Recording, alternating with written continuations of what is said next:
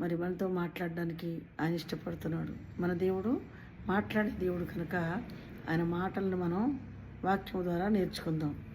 ఇర్మీయా గ్రంథము 4వ అధ్యాయము 4వ వచనాన్ని మనం గమనిస్తే ప్రియులారా, ఎంతో చక్కని మాటలు ఇక్కడ వ్రాయబడుతుంది. ఎవరికి ఈ మాటలు అంటే యూదా ప్రజలు మారు మనసు పొందమని దేవుడు బోధిస్తున్నాడు. ఎవరికండి? యూదా ప్రజలకు మారు మనసు మీరు పొందండి, మారు మనసు పొందండి.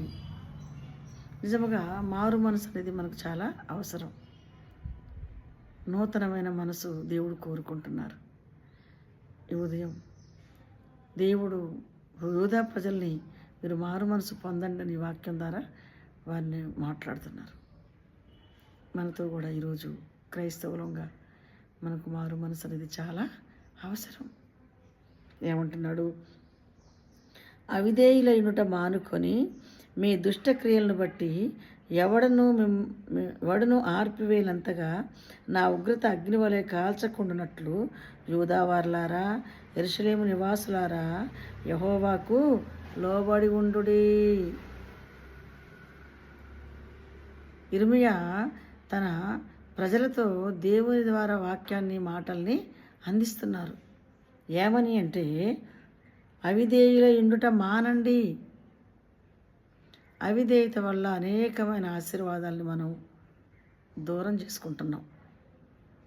అవిధేయత వలన దేవుడు ఇచ్చే మరి గొప్ప ఈవులను మనం కోల్పోతున్నాం. దేవుడు మనని ఎంతగానో ప్రేమిస్తున్నారు. ప్రేమించి తన అద్వితీయ కుమారుని యందు విశ్వాసముంచు ప్రతి వాడికి నిత్య జీవం కలుగునట్లుగా ఆయన తన కుమారుణ్ణి మన కొరకు అనుగ్రహించారు. హల్లెలూయా.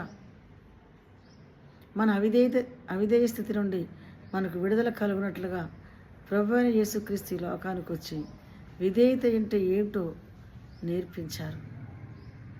తన తండ్రి అయిన దేవుడికి ప్రభువైన యేసుక్రీస్తు ఏ విధంగా విధేయత చూపించాడో మనం ఎరుగుదుము. హెబ్రీ పత్రిక 5వ అధ్యాయం 7వ వచనంలో ఆయన యందు భయభక్తులు కలిగి ఉండి విధేయత కలిగి ఉండి ప్రార్థనలు యాచనలను సమర్పించాడు గనుక అతడు అంగీకరింపబడ్డాడు. ఇర్మీయా యూదా ప్రజలతో తెలియచేస్తున్నాడు ఏంటంటే, ఇదిగో మీరు అవిధేయులుగా ఉండుట మానుకొనుడి, విధేయులుగా ఉండండి. విధేయులుగా ఉన్నోళ్లకు దేవుడు విజయాలను ఇస్తారు. విధేయులుగా ఉన్నోళ్లకు దేవుడు తన కృపను నింపుతాడు. హల్లెలూయా.